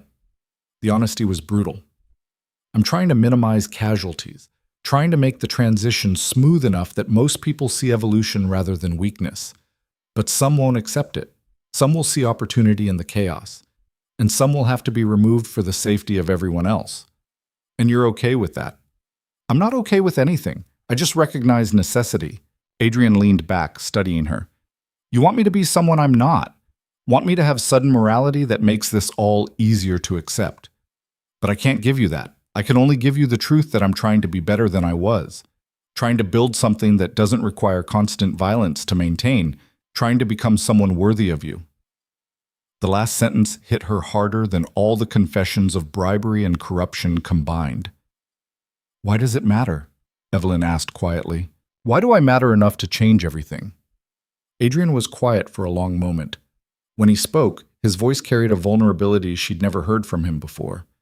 Because, for 20 years, I've built a life where nothing touches me, where I feel nothing except the satisfaction of winning and the calculation of my next move. I convinced myself that being untouchable was the same as being strong. He met her eyes. And then you walked into my office, and suddenly, being untouchable felt like being dead. Like I'd carved out everything human and replaced it with something that could survive but couldn't live. That's a lot of pressure to put on one person. I know, and if it's too much, if you can't carry it, I'll understand. But you asked why you matter, and that's the answer. You make me want to be someone who deserves to feel again, someone who can look at himself without flinching. Evelyn's eyes burned. I don't know if I can do this. Don't know if I can love someone who's done what you've done, who's still doing things that hurt people even while trying to change. I know. But I can't walk away either. Can't pretend I don't feel something. Can't go back to being invisible after you've made me feel seen. Adrian reached across the table, his hand covering hers carefully. Then don't walk away. Don't commit to forever. Just stay for today. See how you feel tomorrow. Build this one day at a time until you know what you want. It was the most reasonable thing he could have said, the kindest option. Take away the pressure of a permanent decision. Allow her to choose moment by moment, day by day. Okay, Evelyn said. Today I stay. Tomorrow we'll see.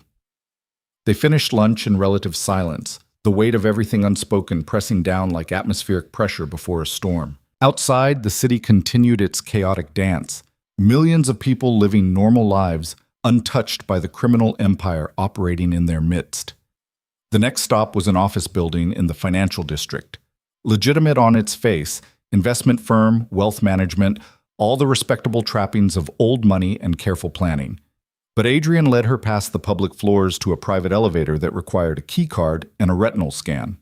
The top floor was different, still expensive, still professional, but with an edge of something darker. Men in suits who moved like soldiers. Women whose smiles didn't reach their eyes. The atmosphere of a place where the wrong question could have permanent consequences. Money laundering, Adrian said quietly as they walked through.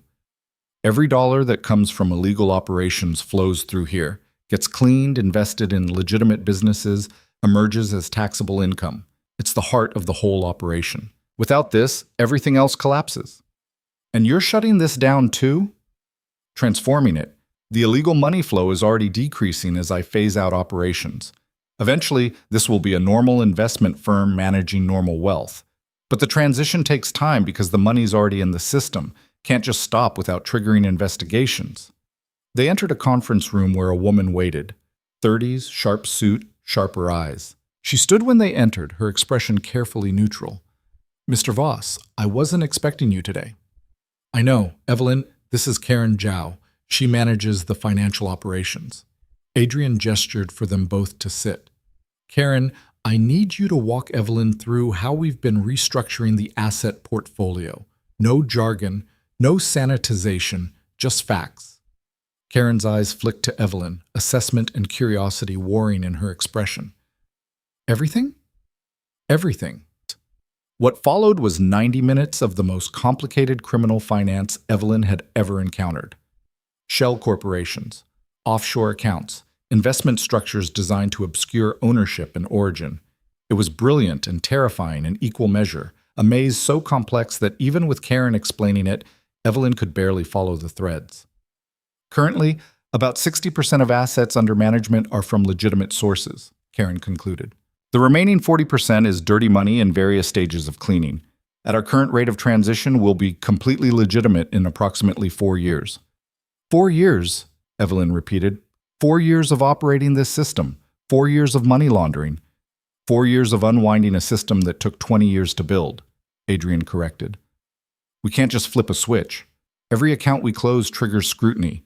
Every asset we divest creates questions. This has to be gradual, or it brings federal attention neither of us wants.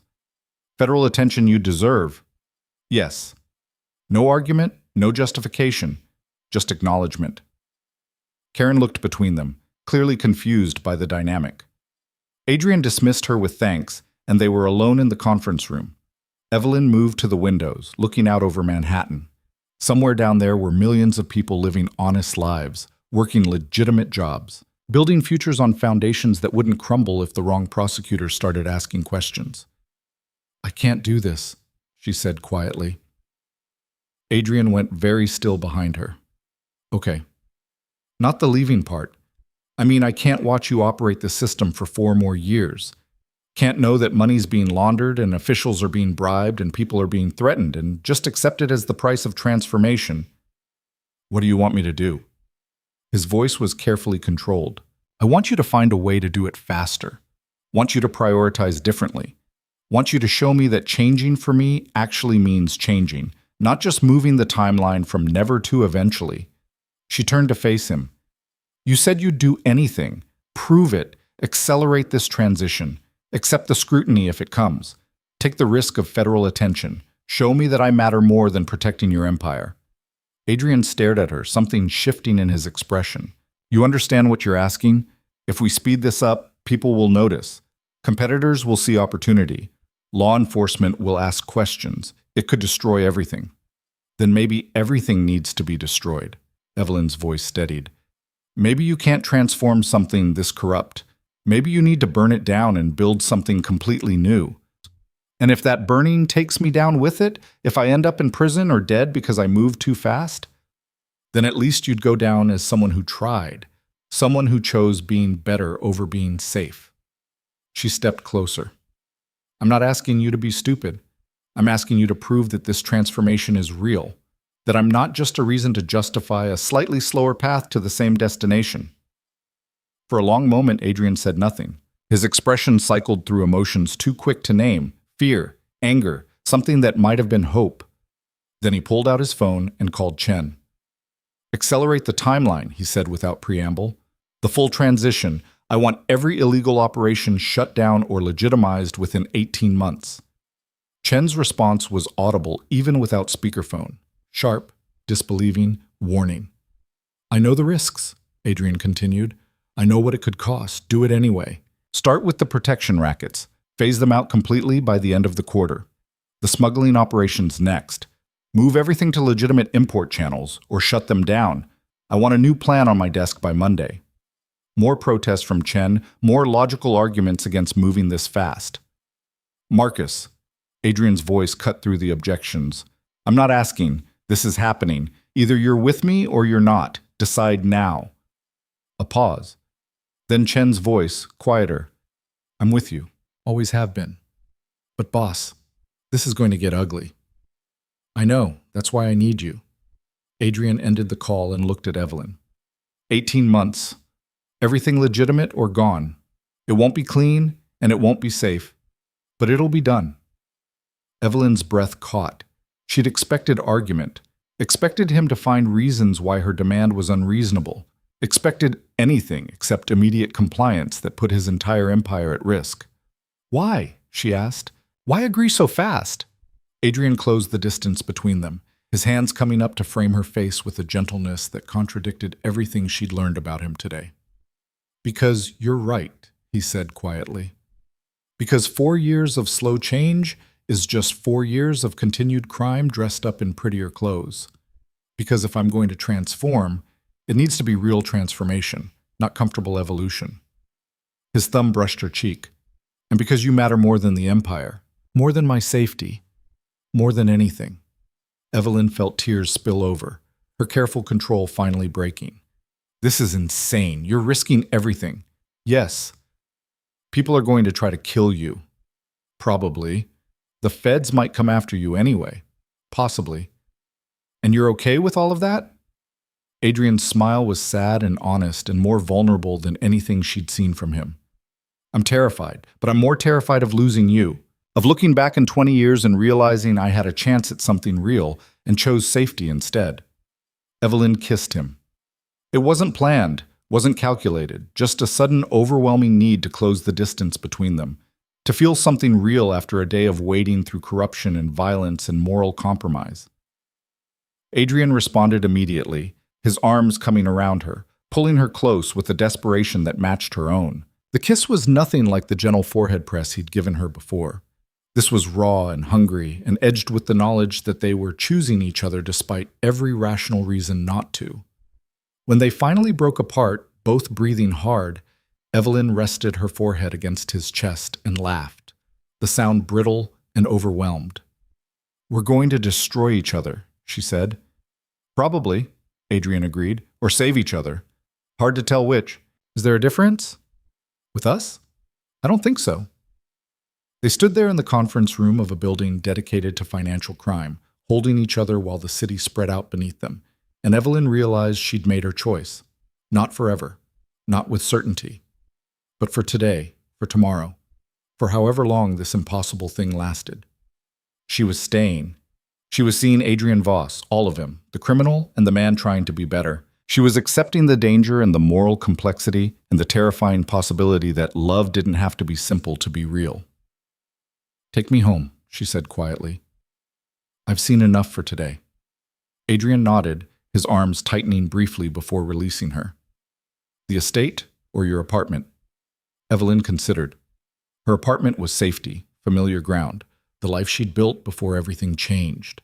The estate was Adrian's world, beautiful and dangerous and completely foreign. The estate, she decided. If I'm doing this, I'm all in. Something fierce and possessive flashed in Adrian's eyes before he schooled his expression. Okay. They left the building, Chen waiting with the car. The drive back was quiet, both of them processing the seismic shifts of the day. Evelyn watched Manhattan give way to suburbs. Suburbs give way to wooded estates. Reality giving way to this strange new world she'd chosen. When they finally pulled up to the house, Adrian helped her out, his hand finding hers and holding on. They walked inside together, no longer boss and assistant, no longer criminal and victim, but something new and undefined and fragile as glass. Whatever came next, federal investigations or criminal retaliation or the slow, painful work of transformation, they would face it together. It was terrifying. It was possibly doomed. It was the most real thing Evelyn had ever felt. And for the first time in 3 years, she wasn't invisible. She was seen, chosen, valued in ways that had nothing to do with her productivity or perfectionism or ability to make herself small. She was Evelyn Carter, loved by a criminal who was willing to destroy his empire for her. And somehow, against all logic, that was exactly where she wanted to be. 6 months passed like a storm, violent, transformative, impossible to predict. Evelyn watched from the center of it as Adrian systematically dismantled an empire he'd spent 20 years building, and every day brought new proof that choosing love over safety had consequences neither of them could have anticipated.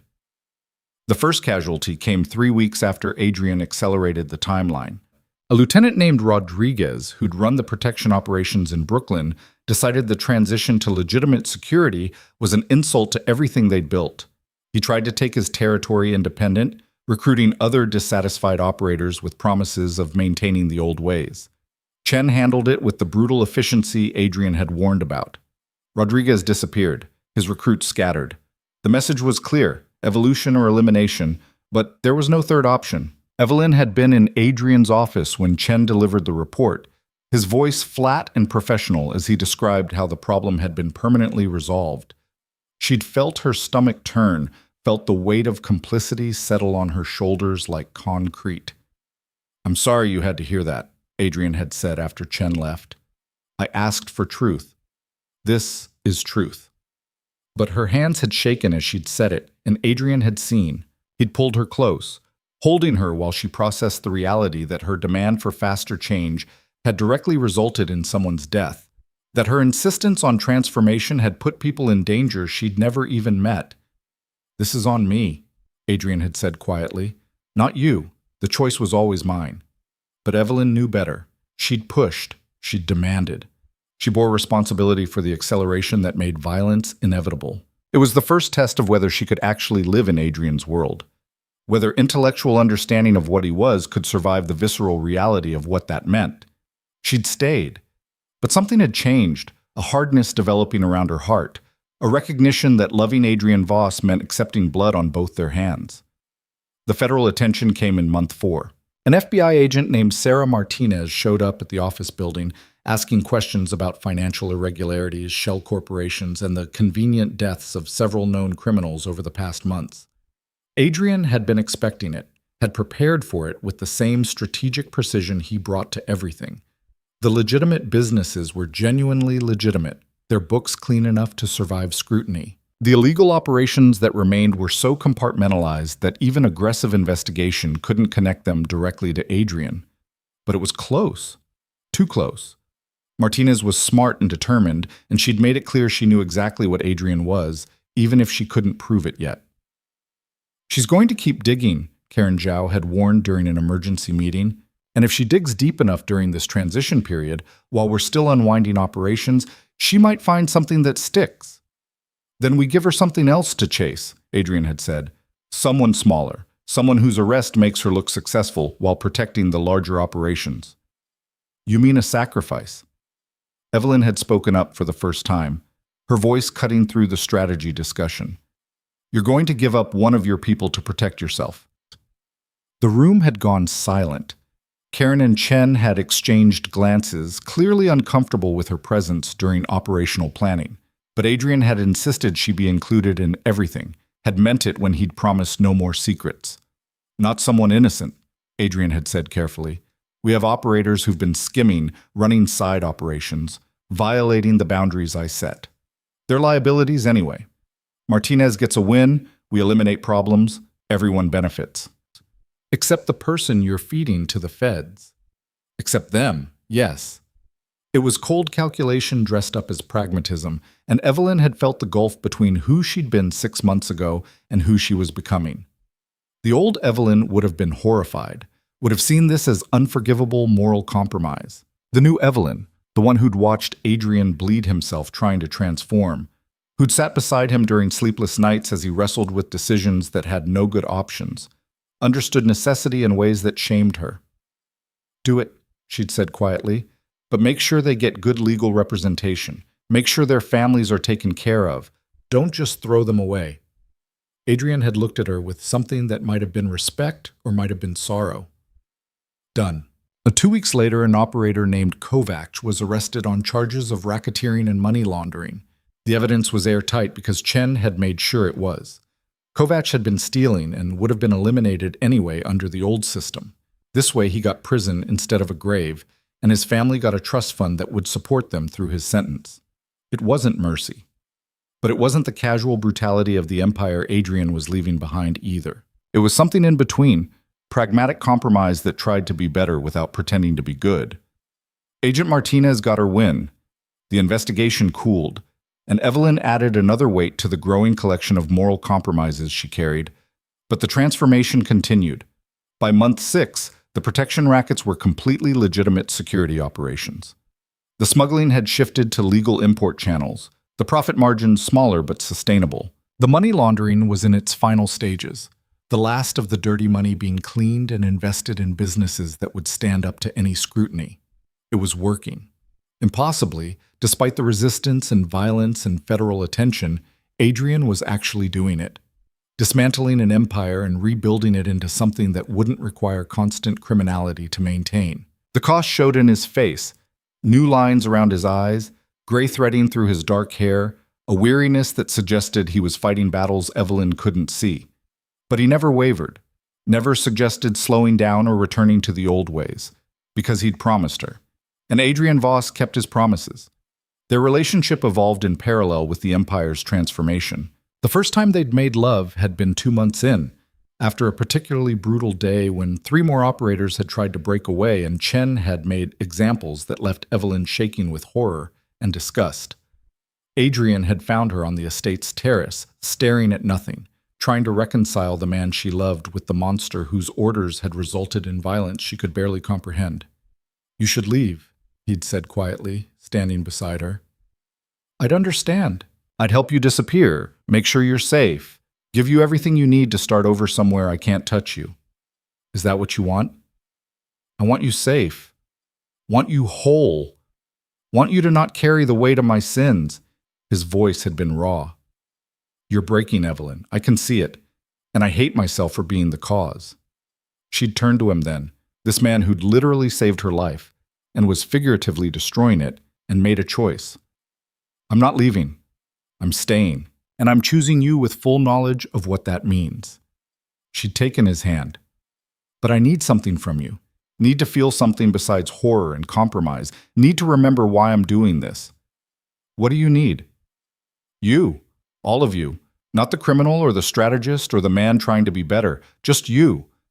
He'd kissed her then, and it had been nothing like that first desperate kiss in the conference room. This had been slow and deliberate and edged with the kind of need that came from months of restraint.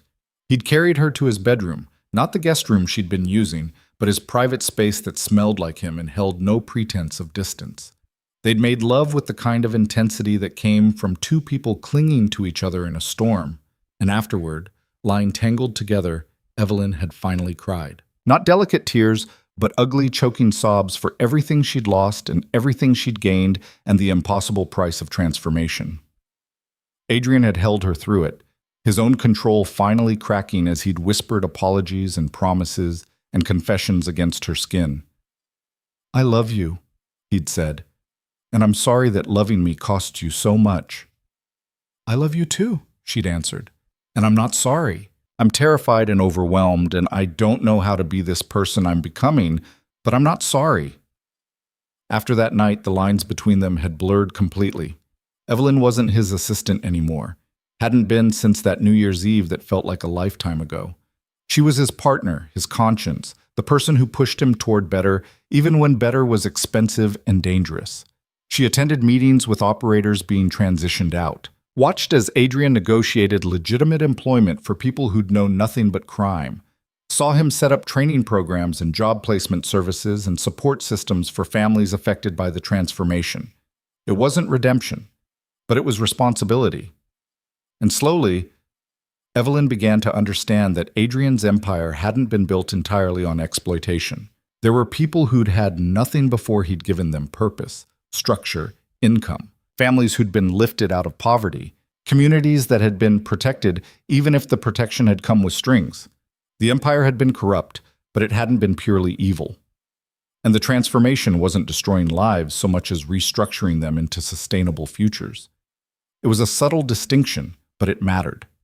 It let Evelyn sleep at night, let her look at herself in the mirror without complete shame. The breakthrough came in month 7, during a meeting Evelyn hadn't expected to witness. Chen had arranged a gathering of Adrian's remaining operators, the ones who'd survived the purge, who'd accepted the transformation, who were genuinely trying to build legitimate futures. About 30 people in a warehouse that had once stored smuggled goods and now held equipment for a legitimate logistics company. Adrian stood before them, and Evelyn saw something she'd never seen before: uncertainty. The man who commanded through fear and force, who'd built an empire on intimidation, looked almost vulnerable. "Most of you have worked for me for years," Adrian began. "Some of you for decades. You've made me rich. You've protected my interests. You've done things I asked without question because that's what this life demanded." He paused.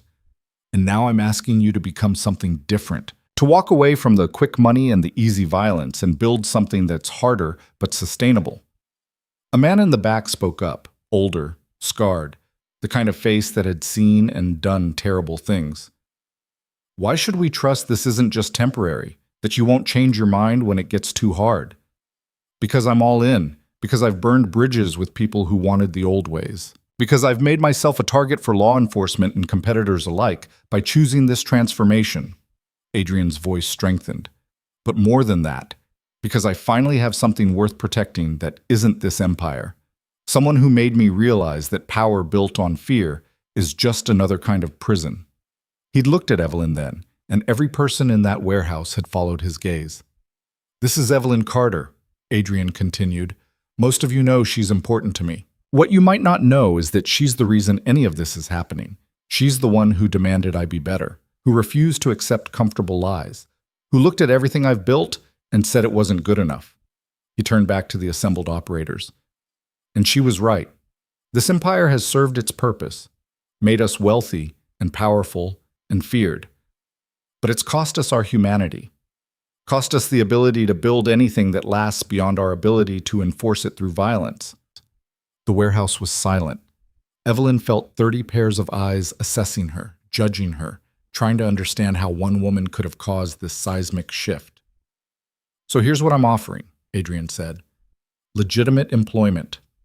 Real careers with benefits and retirement and the ability to tell your families what you actually do for a living. It won't be as exciting as what we did before. The money won't come as fast, but you'll be able to sleep without wondering if tonight's the night someone puts a bullet in you for past sins." He paused. "Anyone who doesn't want that can leave now. I'll give you severance, references that'll get you work elsewhere, and we part on good terms. But if you stay, you commit to this transformation completely. No side operations, no old ways. We build something new together, or we don't build at all." No one moved. The scarred man who'd questioned Adrian earlier finally nodded slowly. "I'm in. My kid starts college next year. Would be nice to actually attend her graduation without worrying about who might show up with a grudge." Others murmured agreement. One by one, the operators committed to the transformation, and Evelyn realized she was watching something historic: the voluntary dismantling of a criminal empire by the people who'd built it. After the meeting, Chen pulled Evelyn aside while Adrian spoke with individuals. "You know this is because of you, right?" Chen said quietly. "In 20 years, I've never seen him waver, never seen him second-guess, never seen him choose anything over the empire." He studied her with sharp eyes. "He'd burn it all down for you. Probably will, if that's what it takes to keep you. I don't want him to burn anything down. I just want him to be someone I can love without destroying myself. Too late for that. You're already different from who you were. Chen's expression softened slightly. But different isn't always bad. You've made him better. That's worth something. Has it made you better? Evelyn asked. You've killed people during this transition, enforced Adrian's will with violence. How do you justify that? Chen was quiet for a moment. I don't. I accept that I'm not a good man and I'm not trying to be. But I'm loyal to someone who's trying to be better.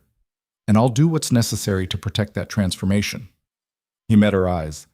That's the difference between Adrian and me. He's evolving. I'm just making sure he survives long enough to complete it. It was the most honest thing Chen had ever said to her, and somehow it helped. Not everyone would transform. Not everyone could.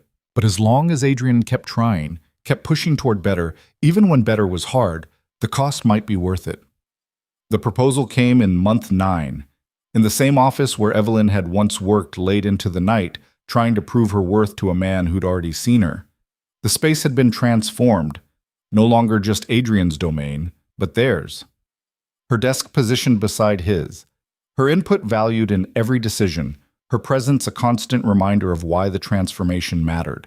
They were reviewing the final phase of the money laundering shutdown when Adrian suddenly stood, moved around the desk, and dropped to one knee. Evelyn's breath caught. What are you doing? Something I should have done months ago.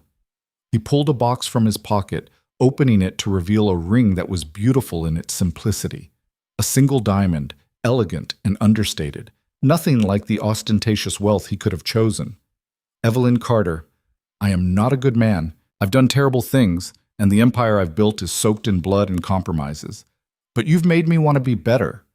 Made me believe that transformation is possible, even for someone like me. His voice roughened with emotion. I can't promise you safety. Can't guarantee that my past won't come back to haunt us.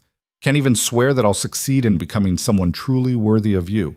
But I can promise that I will never stop trying, that I will choose you over the empire, over safety, over everything, that loving you is the only thing I've ever done that feels completely right. Tears streamed down Evelyn's face. Adrian, I'm not asking you to marry the criminal I was. I'm asking you to marry the man I'm trying to become, to be my partner in building something real from the ruins of everything I've destroyed. He took a shaky breath. Marry me, Evelyn. Say you'll stand beside me while I finish tearing down this empire and building something worthy of the future we could have together. Evelyn looked at this man kneeling before her, powerful and vulnerable, ruthless and tender, everything contradictory and impossible and somehow exactly right. She thought about the woman she'd been on New Year's Eve, invisible and desperate, dying in the snow because she'd believed her worth was measured in sacrifices no one noticed. She thought about the woman she'd become, scarred and complicated and carrying moral weights that would never fully lift, but visible and valued, and chosen by someone who'd moved heaven and earth to prove she mattered. The choice wasn't between good and evil. It was between safety and significance, between the comfortable fiction of a normal life and the terrifying reality of loving someone whose transformation would be the work of years. Yes, she said. Yes, I'll marry you. Adrian's relief was physical, his whole body sagging as he slipped the ring onto her finger. Then he was standing, pulling her into his arms, kissing her with a desperation that suggested he genuinely feared she might say no. I love you, he whispered against her lips. I love you, and I swear I will spend the rest of my life earning this. I love you too, and I'm terrified and have no idea how this will work, but I love you. They held each other in the office where it had all started, and Evelyn felt something settle in her chest. Not peace. She didn't think she'd ever have complete peace again, but acceptance. Understanding that loving Adrian meant living with complexity, meant accepting that people could be terrible and wonderful simultaneously, meant building a life in the space between redemption and damnation. The final operation shut down in month 14, 2 months ahead of the 18-month timeline Evelyn had demanded. Karen Zhao presented the documentation with visible relief, every illegal revenue stream closed or legitimized, every dollar of dirty money cleaned and invested, every outstanding debt settled. We're done, she said simply. The empire is completely legitimate. Everything that remains can withstand any investigation. Adrian looked at the reports, then at Evelyn, then back at Karen. What's our profit margin compared to before? Down 40%, but sustainable and growing. The legitimate businesses are actually performing better without the criminal operations creating liability. Karen allowed herself a small smile. We might actually be more successful in 5 years than we ever were before. And the people we transitioned out? 92% successfully placed in legitimate employment. The remaining 8% chose retirement with the severance packages you provided. No one fell through the cracks. It was victory, but Adrian's expression showed no triumph, just exhaustion and relief and the lingering trauma of 2 years spent dismantling everything he'd built. After Karen left, Evelyn moved to him, wrapping her arms around him from behind as he stared at the documents that represented the death of his empire. You did it, she said quietly. You actually did it. We did it. This was never just me. Adrian turned in her embrace. Are you okay? With how it ended? With the cost? Evelyn considered the question honestly. 3 people had died during the transformation, Rodriguez and 2 others who'd tried to resist. Dozens had lost income they'd depended on. Families had been disrupted. Communities had been affected. But hundreds had been transitioned to legitimate work. Thousands would no longer live under the shadow of criminal enterprise. And one man had proven that transformation was possible even from the darkest starting points. I'm not okay, she said. I carry the weight of every decision we made, every compromise we accepted, every person who suffered because I demanded acceleration. I don't think I'll ever be completely okay again. Evelyn, but I'm here. I chose this. I chose you. And I'd make the same choice again because the alternative was watching you operate that empire for years, knowing I could have pushed for change and didn't. She met his eyes. We did terrible things to achieve something better. That's the truth we'll live with. But at least we're living with it together. Adrian pulled her close, his face buried in her hair. I don't deserve you. Probably not, but you're stuck with me anyway. They were married 3 months later in a small ceremony at the estate, with only Chen, Dr. Reeves, Karen, and a few others who'd survived the transformation in attendance. No grand celebration, no society announcement, just 2 people promising to build a future together despite every reason it shouldn't work. Evelyn wore simple white, and Adrian wore the expression of a man who couldn't quite believe his luck. When they exchanged vows, she promised to love him through the transformation that would never fully end, and he promised to be worthy of her faith even when he failed. It wasn't a fairy tale, but it was real. 5 years later, Evelyn stood in the same office where she'd once been invisible, looking at the city spread out beneath her. The office had changed, now the headquarters of Voss Enterprises, a completely legitimate corporation with holdings in real estate, technology, and investment management. The kind of company that showed up in business journals and corporate rankings without criminal asterisks. Adrian came up behind her, sliding his arms around her waist, resting his chin on her shoulder. What are you thinking about? That night, the snow, how close I came to dying because I was trying to prove my worth to someone who already saw me. I think about it too. Think about what I almost lost because I was too much of a coward to admit what you meant. Evelyn turned in his arms, studying the face that had become more familiar than her own. There was still hardness there, still shadows of the criminal he'd been. But there was also warmth, vulnerability, the evidence of a man who'd torn himself apart and rebuilt into something better. Do you regret it? She asked. Giving up the empire, the power, the fear that made you untouchable? Adrian was quiet for a moment, considering seriously. I regret that people died during the transition. Regret that it took nearly losing you to make me change. Regret that I can't go back and be someone worthy of you from the beginning. He cupped her face. But regret the transformation itself? Regret choosing you over the empire? Never. Even though we're not perfect? Even though I still carry guilt and you still have enemies and we're both working every day to be better than we were? Especially because of that. Because perfect is boring and what we have is real.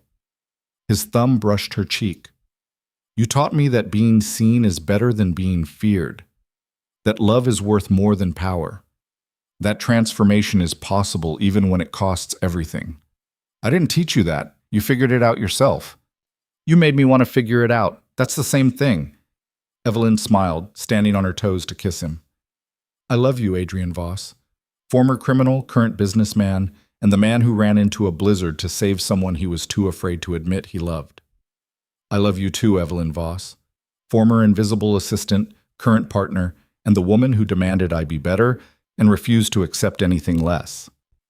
They stood there together, no longer invisible, no longer untouchable, just two people who'd found each other in the worst circumstances and built something real from the ruins.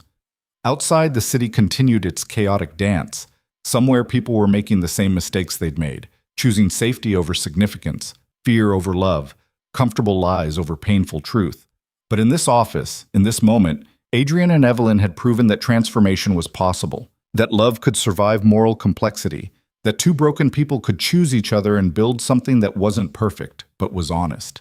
And as the sun set over Manhattan, painting the sky in shades of gold and red, they held each other and knew that whatever came next, they would face it together. Not because it was easy, not because it was guaranteed to work, but because they'd looked at each other with complete honesty. All the darkness and light, all the failure and hope, all the terrible and wonderful truth of who they were, and chosen love anyway. That was enough, more than enough. It was everything.